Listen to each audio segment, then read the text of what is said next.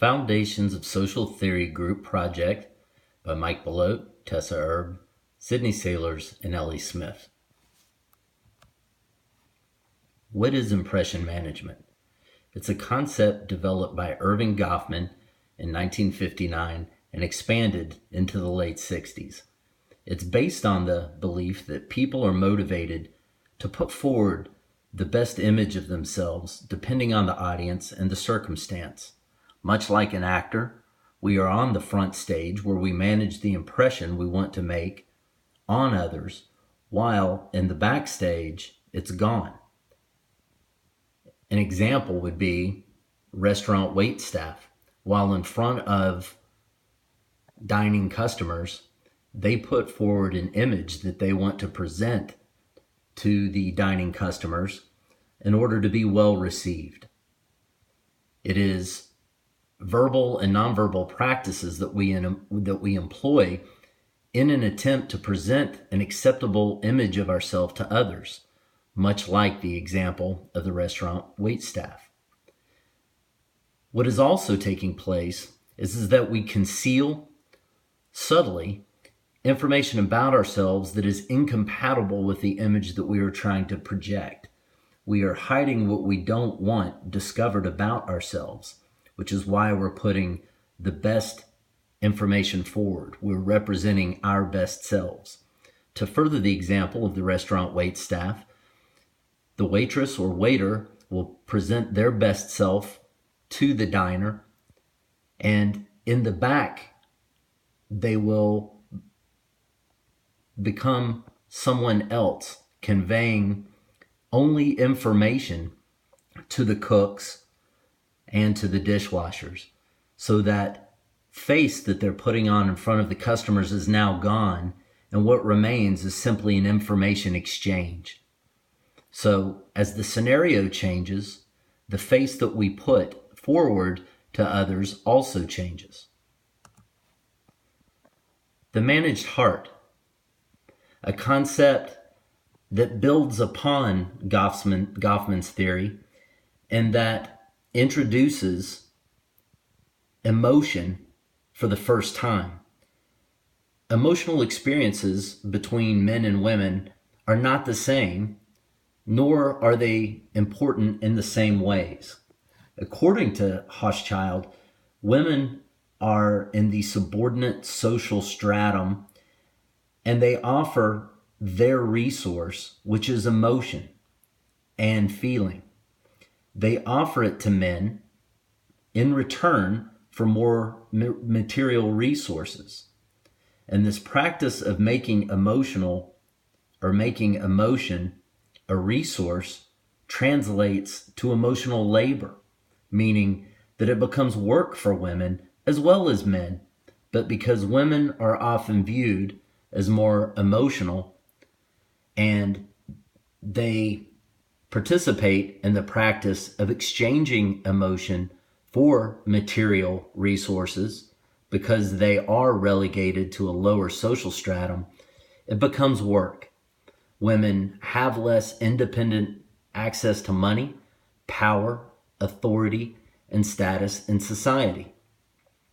They are often viewed as less powerful and are often relegated to occupations and roles in society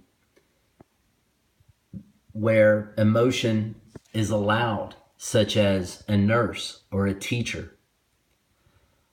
There are consequences to this. An example would be a female flight attendant might be given a hard time by a passenger and viewed as someone to whom a negative attitude can easily be given.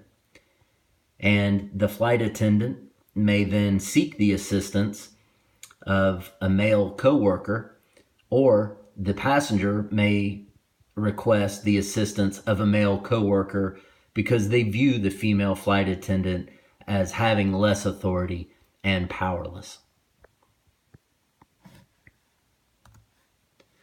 How is impression management in the workplace different for men and women? Men and women use impression management differently in the workplace, and results vary depending on the study.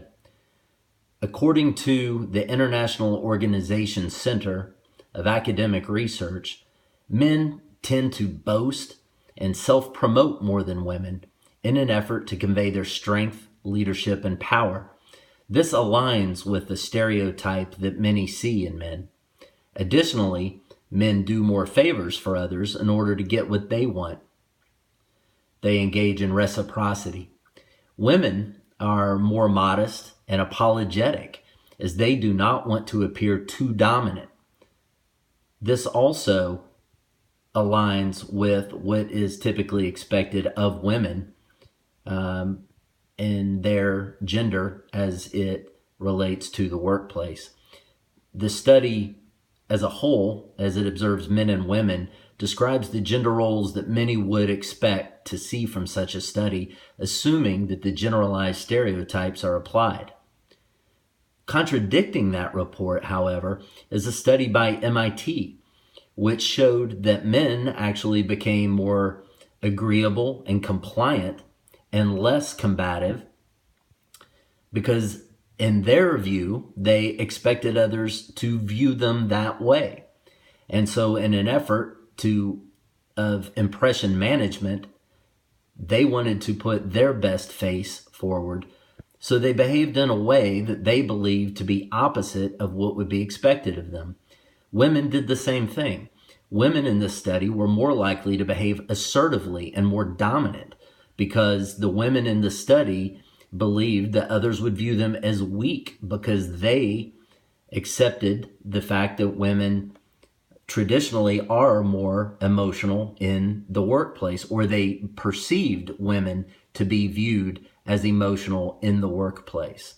And so to counterbalance that, they behaved in a more dominant and aggressive way.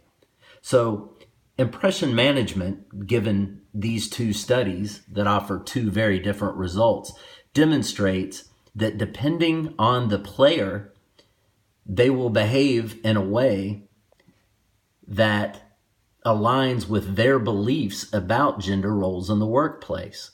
Their use of impression management will vary depending upon how they want to be seen and how they view gender roles in the workplace. If a woman believes that a woman behaving in a dominant or aggressive manner is unattractive, she may be accommodating. If a woman believes that women are too often viewed as weak or highly emotional, she may behave in an assertive or aggressive way to counteract this. Each person will behave based on their own view of how gender is experienced in the workplace, and they will manage the impression that they want to make on others as a result.